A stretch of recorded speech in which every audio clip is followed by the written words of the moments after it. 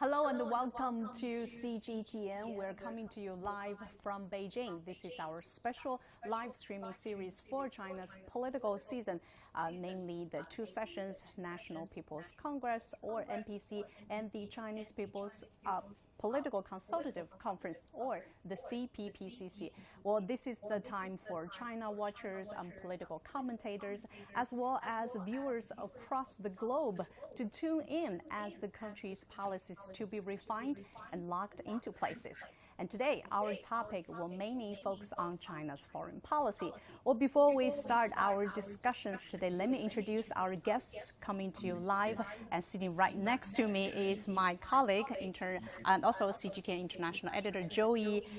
Help me with your last name, please. Villarama. Thank you so much for joining us today. And also joining us online is also CGTN journalist and / radio host of The World Today, a current affairs commentary program. Anna, welcome. Thanks for having me. And I've been following your work and Peng's work as well. So it's a great pleasure to be here with my amazing colleagues, you, Serena, and Xiaopeng. Tonight. And also, yes, we have Xiaopeng, the journalist from China Daily, as well as a vlogger. Great to have all of you here with me today. Well, to my understanding, this is obviously not your first time covering China's two sessions. Peng, I want to start with you, since your vlogs have been trendy since the last couple of years. You also made a lot of international friends while you're covering all these two sessions. Tell me about your reporting experiences and what can we expect from you this year? Okay, thank you for your good words. And when talking about a couple of years, I was thinking, am I old? Am I that old? Yeah, this is the fourth time I have participated in the two sessions. And this year I've also launched the Pence Vlog series, which is mainly posted on new media platform. Each episode is relatively short, about 5 to 8 minutes. And I use very personal perspective to record, hoping that the audience can participate in the agenda of Chinese political process. Great. Now, Joey, I also want to ask you about your reporting or helping with all these journalists covering China's two sessions. I know you've been working in China for nearly a decade. So how's your experience so far? As you mentioned, I'm with the international desk. So mainly when it's the time for two sessions, what we do on the desk is to get international reactions, mainly on the government work report, and then obviously on the legislations that have been passed towards the end of the session. So,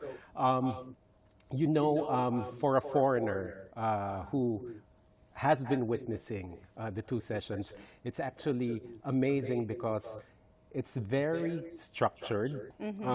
Obviously, China has a different system than other countries. I come from the Philippines, so we have a presidential system, a presidential democratic system. Different from China's. Yes, and our Congress is in session all throughout the year, whereas China's session is in session around this time. So it's a very different experience. Yes, I different suppose. Experience because mainly of how things are done. But the difference with the Chinese way of doing things, it's number one, it's structured and things get done in the end. Whereas in other societies, in other political systems, take times. Exactly. So that's the difference. Yeah, well, I also can't wait to hear your opinions and experiences when it comes to China's foreign policy, And then now I want to turn to Anna. I know you are a seasoned journalist. You've been, working, internationally, and covering current affairs for a long time. So I want to hear from you. I feel like the whole world is watching China for its two sessions. I wonder what's the significance for this China's biggest political gathering of this year, and how the political events like two sessions would help shape China's foreign policy. Anna?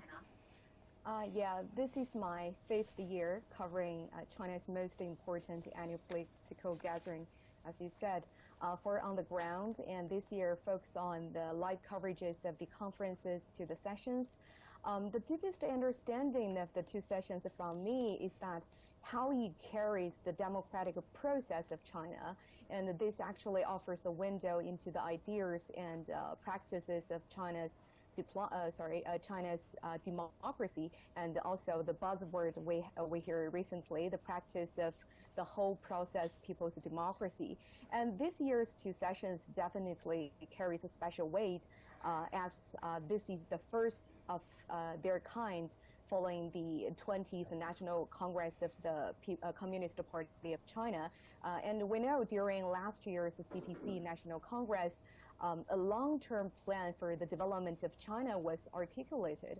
So this is also the first year to see these ambiguous blueprints, including China's foreign policy, being further implemented. And I think that's my observation from this year. Yeah. Yeah, as you mentioned, if we say the 20th CPC Party Congress would be the, to lay out the blueprint for the country, and then the two sessions maybe is the gatherings to lock out all these policies and turn it into concrete actions. And earlier in the day, the highly anticipated press briefing held by the new Chinese Foreign Minister Qin Gang is obviously, caught a worldwide attention, because I've been monitoring on the news feed, the whole conference room is packed with the journalists, both domestic and international. However, I found the number of questions raised for this year's Foreign Minister presser is halved compared to his predecessor, Mr. Wang Yi. So what's your read into that, Anna? I'm guessing maybe the journalists at the press conference are being kind to the new foreign minister, as they don't want to grill him too much, but that's just a joke. So joking apart, I think although the number of questions might be reduced, but you can see all areas of China's major country diplomacy, the diplomacy with Chinese characteristics, have already been covered from head of shared future, the Belt and Road Initiative, and then to Global Security Initiative, Global Development Initiative. I think everything is actually already there. And from Minister Qin's answer, I could clearly sense the three characters of the China major country diplomacy are that confidence, proactiveness, and also the sense of the responsibility of China's diplomacy. And as Chinese saying goes, actions are more important than words, right? So I have full confidence on Minister Qin delivering all areas he mentioned and come back with a brilliant list of achievements next year. And Joey, to my understanding, Philippines also participated in China's Belt and Road Initiative, which has been launched in 2013. Mm-hmm. So how do you see this kind of initiative have been helping with China's neighboring countries? I remember that I was studio guest for Global Watch, one of CGTN's main newscasts in 2018 when President Xi visited the Philippines. And we talked about how the Philippines as an archipelago is physically disconnected. Right. The islands are disconnected from each other. And the way to connect the people is through infrastructure. Exactly. And this is how China's Belt and Road Initiative is helping. Because on our own, the Philippines has a lot of debt, foreign debt, and there are other issues that need to be addressed first, poverty. Yeah. Corruption. But then we also need to improve infrastructure. So on our own, maybe we can't do it alone. That's why China lent a hand. Yes, obviously there will be different opinions about China's Belt and Road Initiative, saying we've heard debt trap and stuff like that. But at the end of the day, once the project is completed, what you have to look at is how it will benefit, in this case, my country and my people. Exactly, how it helped, maybe change the lives of people along the Belt and Road countries. That's right. And Xiaopeng, do you have anything to add on? I know you've attended G20 summit last year, and obviously Indonesia is another beneficiary of China's Belt and Road initiative. So tell me about what you've seen and experienced there. Talking about the G20 summit, I can remember when the President Xi Jinping met with the President Biden and Chinese residents. And I remember in Indonesia, the little island, Bali Island, was surrounded with full of journalists from all over the world. And I personally felt that the whole world was paying attention to the development of the relationship between these two countries. And also, I haven't been going abroad for a long time. And when I get a chance to visit Bali again, I was thinking, wow, I really enjoy the movement and the air and the music, everything on the air. So I was thinking maybe the world changing, but the beautiful feeling in Bali and Indonesia never changes. So it makes me feel that maybe we should step out more and embracing the world more. Yeah. Well, since you mentioned the President Xi Jinping and the U.S. President Joe Biden's meeting in Bali Island, and now I want to switch our focus a little bit more to the China-U.S. ties, since this is one of the most complex and challenging bilateral ties on the world stage. And obviously the question has also been raised earlier in the press conference by a foreign journalist that, he asked about the recent balloon incident, and a Chinese foreign minister responded saying that U.S. has created a diplomatic crisis that could have been avoided. And he also used the energy of the Olympics. He said that, I quote, "If one athlete always tries to trip or injure the other, then it would not be a fair competition, but malicious confrontation." As I mentioned, China-U.S. ties could be one of the most complex and challenging ties on the bilateral ties on the world stage. Joey, I want to hear about your thoughts on the Qin Gang's comments on the China-U.S. relations. If we remember President Biden's State of the Union address last month, he actually addressed President Xi directly.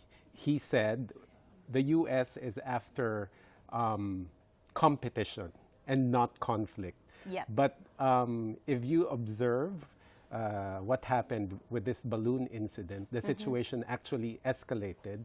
And as Minister Qin Gang said, it could have been avoided. Yeah. It could have been discussed properly. As you know, Secretary of State Blinken was supposed to have come to China at that time, but at the last minute he had to bail because of the balloon incident. So they could have talked about it. They could, the U.S. could have avoided escalation and set back the discussion to the right track. Because during the time of Trump, we know that the ties have reached a certain low point. Yeah. And everybody has been anticipating that it will be back on track, the relations will be back on track when Biden assumed office.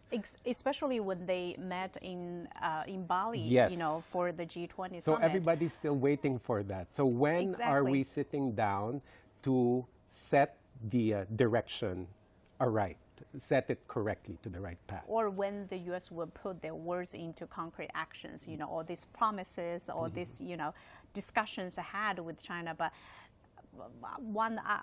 after 1 second or what, they just change their minds. Yes. That's just sounds very I guess that's the changing international landscape, I guess. Anna, I know you've been covering this for a long time. Do you have any ideas to pitch in? Actually, I've often asked this similar questions to my guests from both the United States and China. So let me try to summarize a general review from the majority of them. I think it is a common practice for the United States to maintain its hegemony position. We have actually witnessed a similar practice during the Cold War with the Soviet Union, the trade war with Japan, and then the takeover of a French power giant, Alstom. So whenever U.S. felt threatened, in most cases, but this type of so-called threat is basically a completely normal development of other countries, you will use this kind of trip and injure practices, as Minister Qin Gang mentioned earlier. So when it comes to China, it is even more blunt from the United States. I think we can see the ban of Huawei, including the arrest of its CEO, Meng Wanzhou, and the ban of semiconductor export, and the ban of TikTok. That's the most recent thing, and the restrictions of media personnel from China, etc. But just as Bill Gates recently said during an interview, the ban on semiconductor won't work. It will only push China to come up with more capability to in this realm and with its own semiconductor ability. And this actually echoes a very famous song or a very famous saying, "What doesn't kill you makes you stronger," right? But actually, there is one thing I think is very important to note, is that China's development is not aiming at the United States. And the logic for China's prosperity is for the betterment of the lives of its 1.4 billion citizens. This has been repeatedly emphasized tons of times by our politicians, by our experts, and by our scholars. So with people-centered philosophy, I think China could gain more strength in the near future. So let's wait and see. Yeah. Well, I remember lately I've watched a video. I can't remember either he's a U.S. like a political commentator or, you know, ex-official or something like that. He said, he said something like, the misunderstanding between China and the U.S., one of the core reasons he observes, and I completely agree, is that the Americans know little about China or Chinese people. On the contrary, Chinese people like me, like us, know too much about the United States. Do you agree? Well, in a way, I agree. But most of this rhetoric between the officials of both governments is just between the governments. But if you look at the people themselves, I think Minister Qin Gang mentioned this in the press conference today, that if you look at the U.S. government officials, they say this, they say that. They're basically loud in front of the cameras. But him being a former Chinese ambassador to the U.S., he was able to meet the actual people. Exactly. So he went to Iowa. Yes. So the American people, not the government officials, maybe do not express the same opinions towards China as their officials do. So I think at the end of the day, if you look at how the people of the two countries, yes, how they are relating to each other, and I think that's what needs to be highlighted. So it's the people, how the people relate to each other, and not how the government officials are relating to each other and throwing mud at each other, and raising the rhetoric each time. Exactly. At the end of the day, I think the people exchanges matters. No matter which bilateral, which two-country bilateral relations. By the end of the day, are the people who make the call, I guess. Pan, I remember you told me earlier you're working on something with a American journalist or something. Tell us about the story. It also has something to do with the topic that you mentioned earlier, that we know too much about the American people, Great. So because I have been conducting a research for my new program. I interviewed someone who had Chinese students to the United States to exchange with Ivy League students while he's studying at Tsinghua University. Such exchange activities at that time had taken place more than 10 times as a platform for exchange between young elites of the two countries at that time.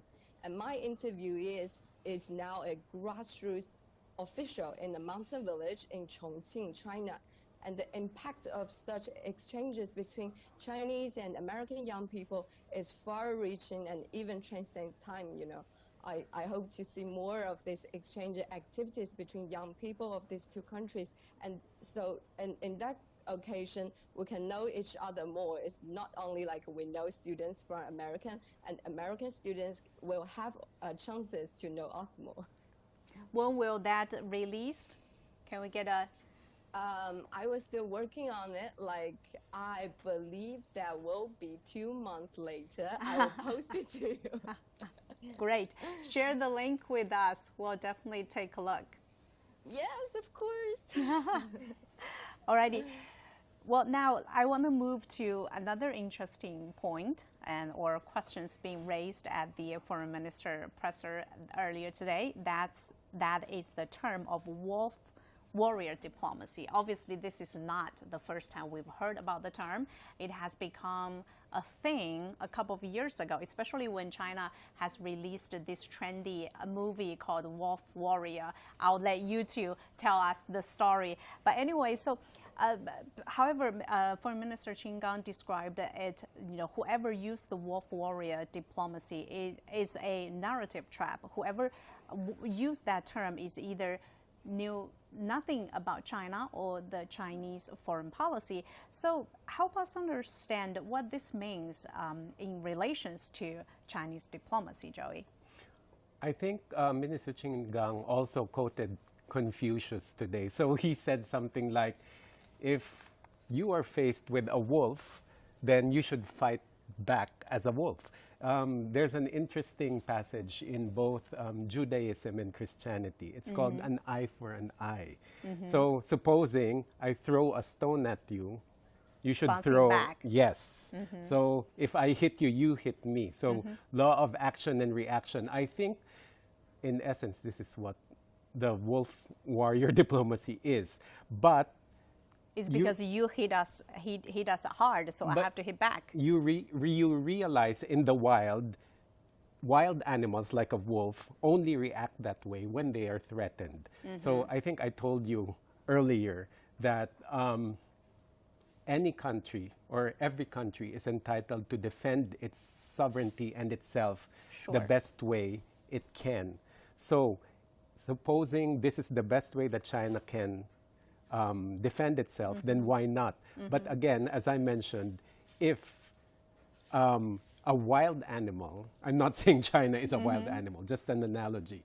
If a wild animal is threatened, then the instinct kicks in, then it has a duty and a right to defend itself that way. So that's China your read. isn't, yes, that's my read on it. That's your read on the wolf warrior diplomacy. Anna, how about you? I really like how Minister Qin Gang responded to the question, saying that this is a label given by the American media, then was taken away after he took office. And I think I couldn't agree more with Joey, as the U.S. has increasingly targeted China as a main competitor and strengthened its whole of government approach to contain China. It is not China that China's diplomacy is becoming aggressive, but rather that China has adapted to a more assertive and sometimes hostile acts and attitudes from the U.S.-led West. So, but when it comes to the changes, I do have some experiences and feelings about this. There are changes of our Chinese diplomats.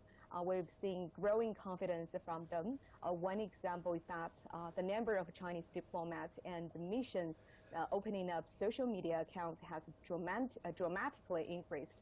I followed many of them and have had direct communications with some of them.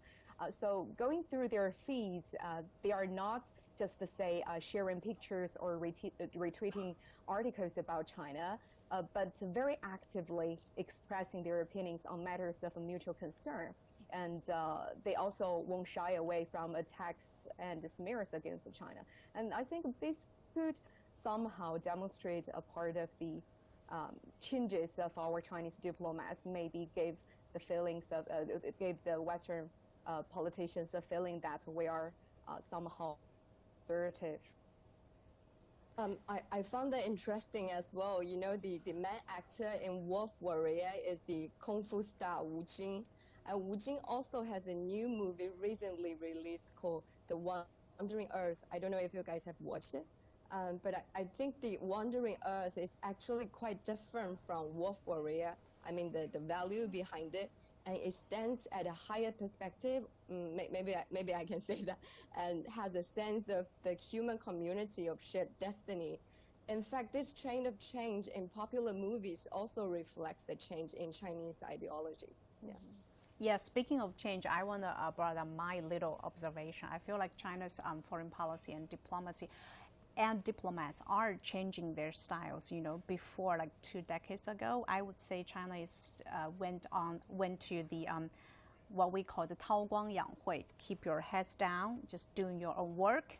And then now China is gradually changing to this outspoken figures on the world stage. I think, as you mentioned, it's like it's your instinct, you know, reactions to, first of all, to hit back whoever trying to hit us, and also I think it's China is also trying to adapt to the international community. You know, a lot of things you have to say it out loud about your own perspectives. You know, that in that way, you know, more and more people will get to understand China to some extent. That's my observation. But anyway, so we had a very chat so far, but I'm not letting you go for now because we have more questions coming up from other journalists who are not able to attend the 2 sessions here in Beijing, but they still brought their questions with us. He is the Sataja Premesi. Sorry, I'm terrible with names. Anyway, he's the anchor from Indonesian TV broadcasting company C Today. Let's see what he has the questions for us. Chinese President Xi Jinping and Indonesian President Joko Widodo witnessed the trial of the Jakarta-Bandung high-speed railway last year. This is a good example of bilateral cooperation between China and Indonesia. How can the 2 countries continue to forge synergy for the Belt and Road Initiative and Indonesia's global maritime fulcrum? As we know, cross-border movements of personnel and materials are returning to normal in China after the country optimized its COVID response. An accelerated recovery of the Chinese economy has sent a positive signal to the world. What does it mean for Indonesia and Southeast Asian countries as a whole? What is China's foreign policy towards Indonesia, and how will China's international policy impact ASEAN? Well, 3 questions in total. Let's go through it one by one. I have very bad memory. It's okay, you have me, no worries. Let's start with the first one. Basically, he was asking how China and Indonesia can keep forging synergy between the Belt and Road Initiative and Indonesia's Global Maritime Fulcrum. So basically, are 2 different initiatives proposed by China and Indonesia. To my understanding, Belt and Road Initiative is more focusing on the infrastructure building and stuff. And Indonesia's Global Maritime Fulcrum, it sounds like more focusing on the maritime infrastructures, right, Joey? Yeah. I think in both projects, whether Belt and Road and the Global Maritime Fulcrum, I think the things that should stand out are mutual benefit. And then, obviously, this is between China and Indonesia. So, what benefits both countries? I think whenever and the neighboring countries, I guess, as a consequence. So, whenever 2 countries talk, I think what the leaders talk about, what the representatives talk about, is how each side will benefit. So I'm not really familiar with Global Maritime Fulcrum, but we've been talking about Belt and Road Initiative a lot. And I think I touched on this a bit when I mentioned the 2018 visit of President Xi to the Philippines. We're looking at how China can help us. And people might say, oh, you're just speculating, but what does China need from the Philippines? In terms of trade, we have something to give to China. In terms of people-to-people exchanges, we have something to give to China. So it's not a one-way thing. It's not just China benefiting from the Philippines, but it's the Philippines benefiting from China as well. So the anchor's question is specifically on Indonesia, but looking at it from a general perspective, it's how both sides, whatever country we're talking about, it's how both sides will benefit. Yeah, as you mentioned, it's like a mutual beneficial to both countries. Anna, do you have anything to say about this? I believe it is important for both sides to keep an open mind and continue to adapt to the new challenges and opportunities with a focus on meeting the demand of the two peoples. Other than continue to implement the major projects such as the Jakarta-Bandung high-speed railway, I think the two sides should continue to upgrade and expand new frontiers of cooperation under the both frameworks. Potential areas could include green development, digital economy, and biomedical technology, new energy batteries, etc. And Pen, I remember you just mentioned earlier, how you were so excited to, went abroad to Indonesia to attend the G20 summit, because you can not only, travel for assignment, but also for leisure, I guess. And when it comes to the second question, he mentioned about how China optimized the COVID responses. So the cross-border movements of both personal and materials are returning to normal. So I wonder, what does it mean for Indonesia and Southeast Asian countries as a whole? Maybe for tourists, we can expect another booming of Chinese tourists go abroad, especially to the Southeast Asian countries? Wow, it's a very big question. I don't know that. Will you travel again back to Indonesia? Let's start with this then. I was thinking of that there is a word called digital nomads. I don't know if you guys are familiar with that. Digital nomads are individuals who use technology to work remotely from anywhere in the world. And this is a very trendy behavior worldwide now. And they're not tied down to a physical location and often travel frequently while working online. What is the Chinese digital nomads favorable places? Do you guys know that? Have a guess? Say that again, your question? Sorry, say that again. Where is the most liked, most preferable, most favorable places for the digital nomads, for Chinese digital nomads? Where?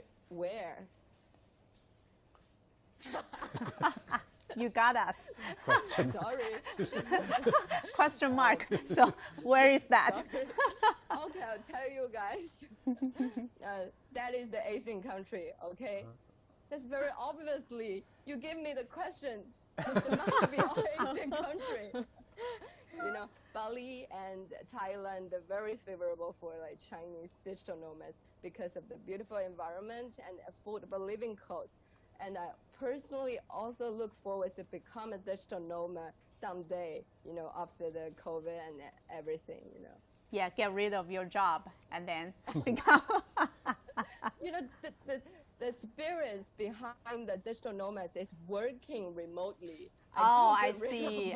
The priorities, you have to keep your job first. Yeah, so that I can have money to book a rental house or things like that. Enjoy my orange juice, under the sunbathing. That sounds like a fantastic idea. I'm gonna join you. Cue me. Okay, come. All right. So the last question comes from the anchor is, what is China's foreign policy towards Indonesia, and how will international policy impact ASEAN? Well, it's even a bigger question. Let's start with Anna. Yeah, I think indeed that this is a very big question, but I'm not very familiar with Indonesia because I haven't been there yet. So I want to share one of my stories with Pakistan. Also carries a lot of BRI flagship projects country. I once interviewed a young colleague graduate called Malik from Pakistan, who is working at China-Pakistan Economic Corridor, a highway project passing through his hometown.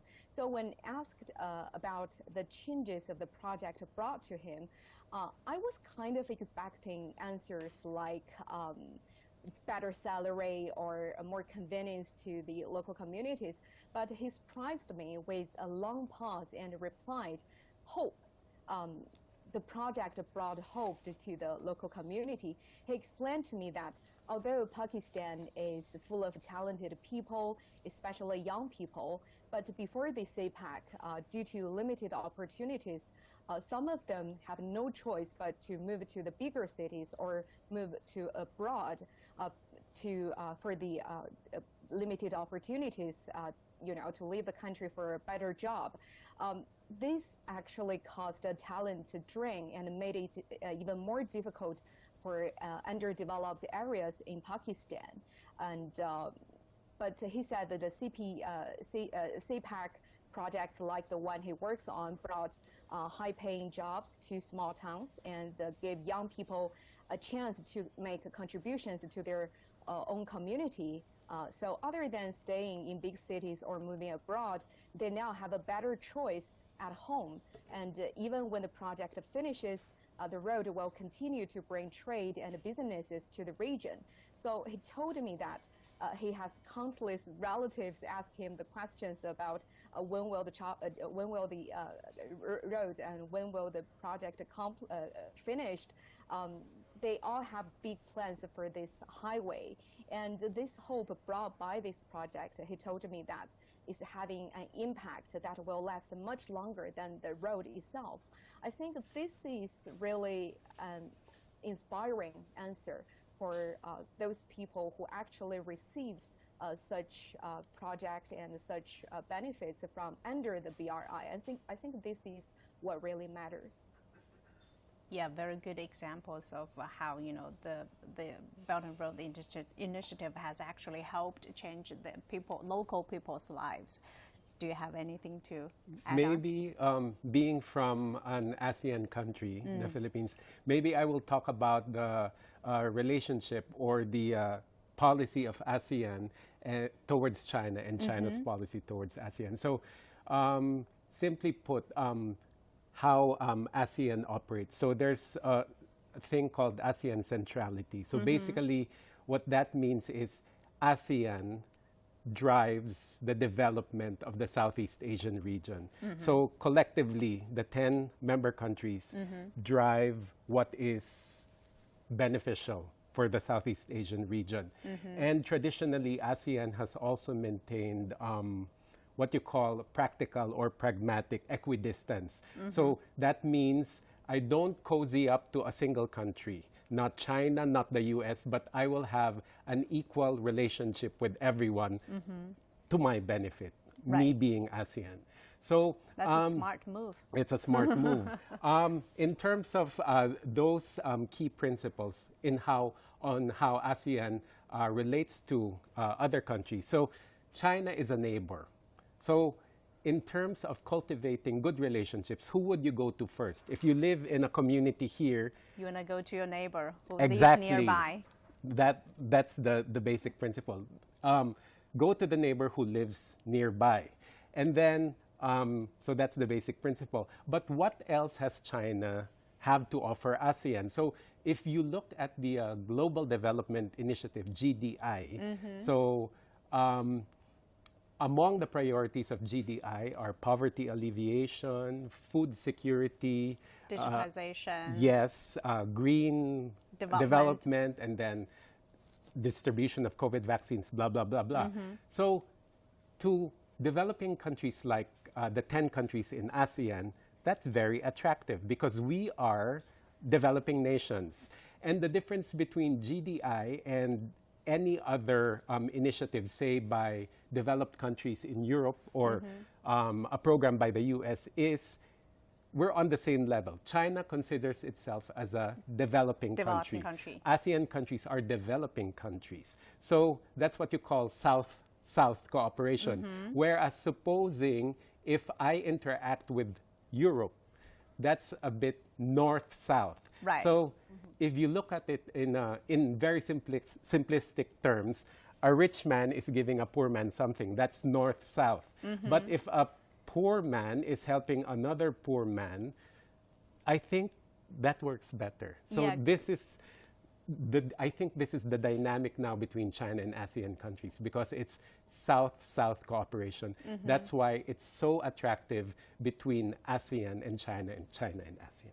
It's really great that you brought up the terms South-South cooperation because, you know, as you mentioned, China labeled itself as the biggest developing countries, and also the GDI or the Global Security Initiative as well are two big initiatives that has been driven China's foreign policy when it comes to offer helps, especially to all these developing countries. And okay, so in case we're running out of time, I still want to save a little bit of time for you guys to share one or two stories because I know you've been, you know, both of you have been, you know, covering the China's foreign policy on diplomatic events at the front lines. So I wonder, is there any interesting stories or people that strikes you, especially for you guys who have been very, you know, closely. Closely watched, observing Chinese diplomats. Exactly, that's the word. So I would like to share one of my story in the press conference today. I made, you know, there's an Egyptian female journalist who raised question in the press conference. Yes, she asked about Chinese modernization, right? Yeah, things like that. And, you know, after the conference, I was talking to her and I asked him, what's the impression of the foreign minister? And she just said, I am falling in love with Xinjiang. That's too fast. So I would say, that's like special charm of Chinese like diplomacy or things like that. And the second thing I want to share with you guys is like, I remember that when the host called on the foreign reporters on site, they were all addressed directly by their names. I don't know if you guys remember that. I think this precisely proves China's friendly attitudes towards the world, maybe. And I may not agree with your opinions, but I always respect you. This is also my impression of China's diplomacy today.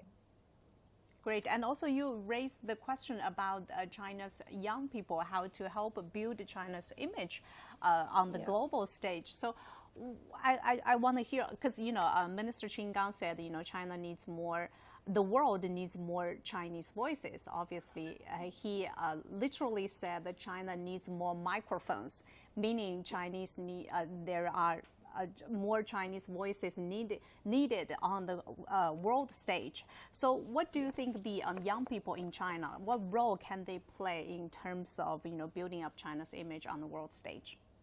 You know, when we're talking about the young generation, I think maybe we are referring to as the post-90s or post-2000 generation. And they were very tech-savvy, entrepreneurial, and increasingly well-educated. And China has the largest number of international students in the world, you know that. And many of them are young people. And on the global level, young Chinese people are also influential on social media platforms such as like TikTok, YouTube, which has become a global sensation. And many Chinese influencers have built large followings on this platform, promoting Chinese culture and yourself products included. Oh, yes. So I was thinking maybe we can build more Chinese influencer worldwide. Yeah, that's definitely one way to, you know, to have your viewers to get to closer to you, I guess, feel the intimacy of whatever we're doing here in China. So, Anna? Yeah, indeed. I think young people already play a very important role in introducing and explaining China to the world. And as a social media holic myself, but not that holic as Xiaopeng, it's really heartwarming to see a lot of young people, including Xiaopeng or Serena yourself, to voluntarily and actively involved in discussions with foreign friends and telling Chinese stories from our own perspectives. We may not be able to make a dramatic change of this stereotyped Western China perspective right now, but I believe as time goes by, as more Chinese, especially young people, are taking part, as they are more connected with young people around the world, step by step, changes will come.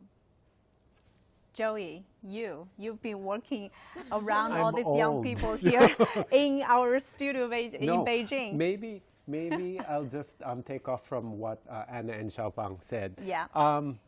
I'm not tech savvy at all. I have basic social media accounts, Facebook, Okay. Instagram, Twitter. You call it basic. Basic, the big three maybe, but I really don't engage. But you know our CGTN's branding for the 2 sessions coverage, one of it is agenda for 1.4 billion people. So it means 1.4 billion people have stories to tell. Obviously, not everyone in China engages on social media, but just the thought of 1.4 billion stories to share with the world, maybe on social media, that's a good thing. That's something that's fantastic. Yes, very, very well said. I Yes. think for a journalist like us, it's kind of our job to tell the Chinese stories to the world.